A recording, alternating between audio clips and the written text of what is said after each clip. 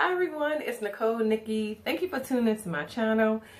It is Tuesday, and so as promised, I'm giving you a new video every Tuesday. And please let me first apologize for my hair. For some reason I feel the need to explain, but my hair is just, I need a perm, so it's kind of doing its own thing, so please just disregard the hair today. So today I'm going to talk about my favorite setting powders and my favorite finishing powders. Let me try to explain the difference between the two. A setting powder kind of sets your makeup so that it doesn't rub off, it doesn't move. And a setting powder just kind of sets your makeup in place. It absorbs excess oil in addition to setting your makeup in place. So that's the purpose of a setting powder. A finishing powder kind of blurs fine lines and kind of gives you like a flawless finish, and it blurs your pores, and it just sets you, it just kind of gives you like a flawless filter-like effect. So that's the difference between a setting powder and a finishing powder. So let me first go over my favorite setting powders. And my setting powders, I normally use like under my eye or my chin, anywhere the light hits your T-zone area. That's kind of where I put my setting powder.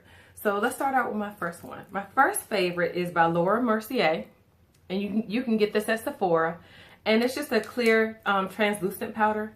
I love this one. And actually sometimes I kind of use this all over, but it gives me like a white cast, I notice sometimes when I use it all over, so I have to go over it with a finishing powder. But this is one of my favorites. Again, it's the Mercier translucent setting powder.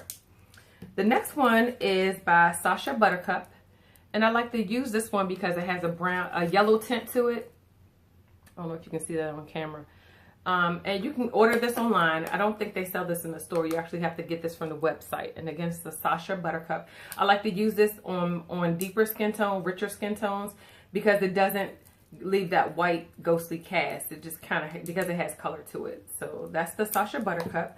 My next one is by Ben-nye, and it's the Ben-nye banana powder. This tends to be, it has a yellow tint to it as well. This tends to be a little too ashy on someone with a deeper skin tone. They have different colors in it, but I got the banana powder because it normally works for me. If it's too yellow or leaves some people with that like yellow cast, I'll mix it with my Mercier to kind of balance it out, the yellow between the white. So again, that's the Ben-nye banana powder. And my next one you can find at Walmart. Oh, Ben-nye, you have to actually get this from a makeup store. I think you can order it online as well. The next one is my cheapie. It's the oldie but goodie. You can get this at like Walmart. It's the airspun, Coty airspun powder. And even though this one is cheap, it works really good. It's just a white translucent powder. I'll get the extra coverage white translucent powder. And let's see, this one again you can get from Walmart. You probably can order it online too, but this retails for like $5. So I love this one when I just don't want to use the more expensive powders because a sister is balling on a budget. So again, that's the Coty airspun powder. So now that we're done with the setting powders, let's move on to my finishing powders. My first favorite is by MAC, and it's the prep+prime powder. And this one is just a white powder, finishing powder.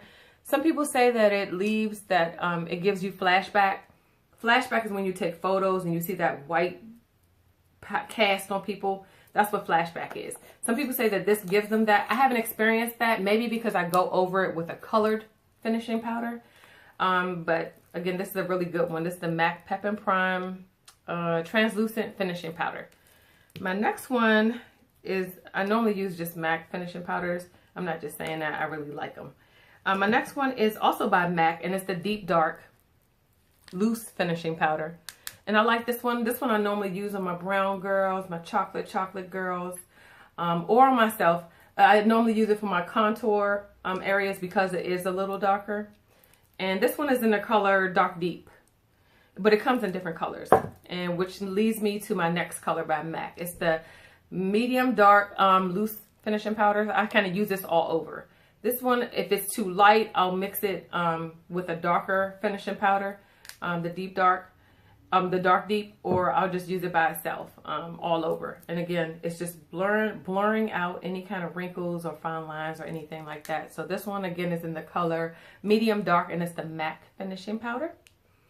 And my last one is also by MAC. These are the loose powders. This is the pressed powder, and I like this one to use all over. It's not as messy. I'm in the color dark golden, and it's the mineralized skin finish powder.